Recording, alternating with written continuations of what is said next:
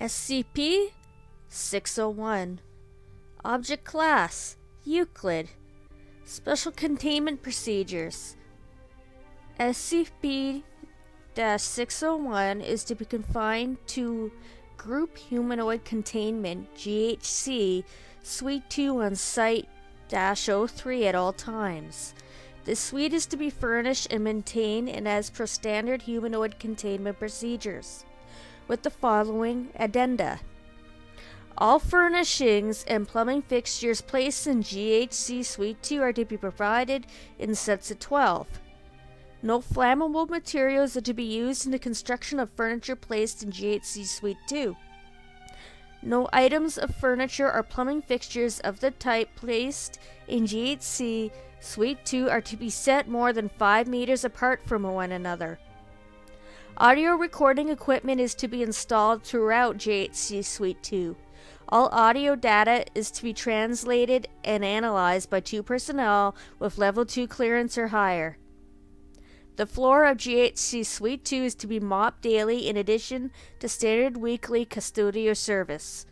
Meals provided to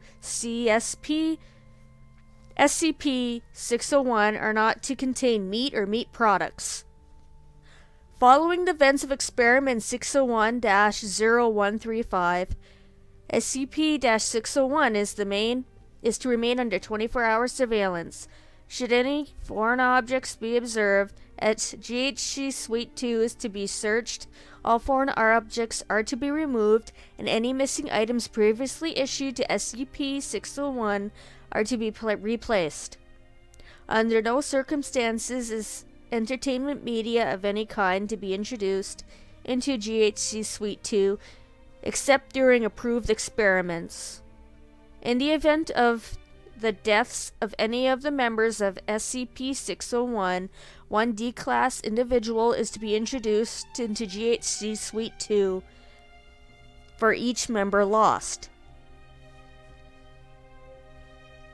Description: SCP-601 is a group of 12 adult humans of varying age, gender, and ethnicity. The constituent members of the SCP-601 perform all actions and bodily functions in unison inasmuch as is physically and anatomically possible, with no more than 0.15 seconds of delay between 2 members of the collective. The source of this synchronization is unclear. No means of delaying nervous system responses between the 12 components of the SCP-601 has been observed.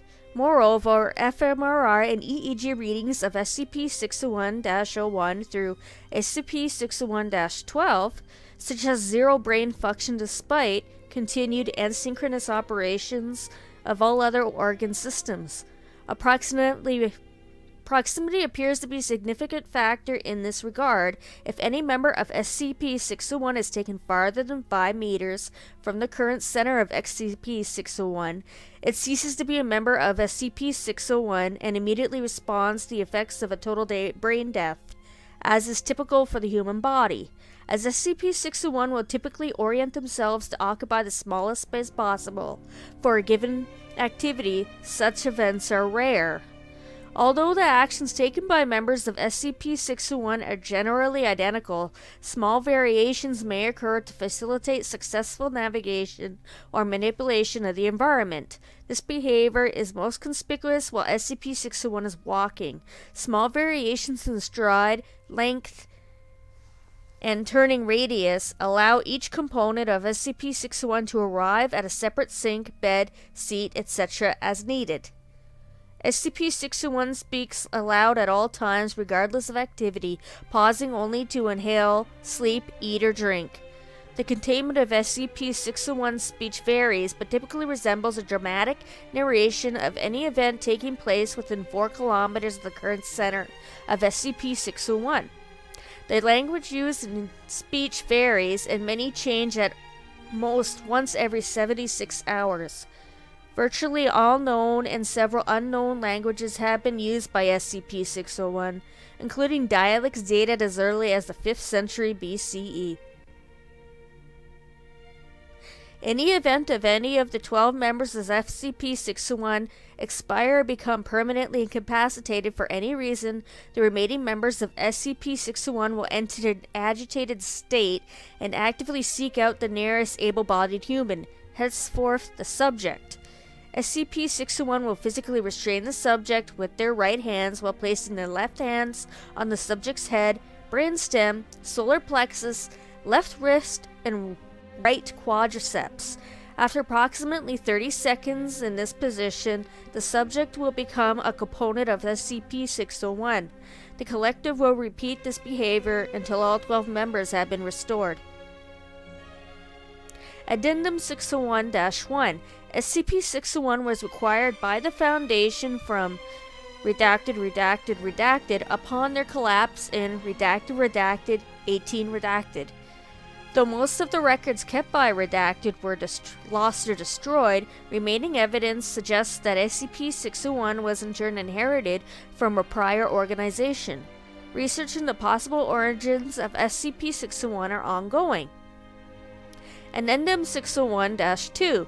SCP-601 represents several unusual behaviors in the presence of food and drink. When first presented with a set of beverages for each member, SCP-601 will pour several millimeters of each beverage onto the floor prior to consumption. Additionally, when presented with beef, lamb, and possibly other forms of meat as part of the meal, SCP-601 will attempt to create an open flame with any available implements, which it will use to incinerate a portion of the meat. Further investigation of the latter behavior is discouraged to avoid injury to SCP-601 and damage the containment facility. Addendum 601-3. On redacted 1970 redacted, SCP-601 was presented with a copy of Through the Looking Glass in the course of a regularly scheduled experiment, with no immediate reaction from or effect on the group. However, on the morning following exposure, SCP-601 was found wearing non-regulation clothing. Each member of SCP-601 was dressed in a red costume reminiscent of a chess piece, including heavily stylized wooden masks. The individuals' Foundation-issued uniforms were not found in the containment suite. Audio logs indicate that upon waking that morning, SCP-601's speech consisted of an original description of the events of the novel. Upon the conclusion of this description, normal behavior resumed. Further experimentation with entertainment media requires written consent from the acting director of Site-03.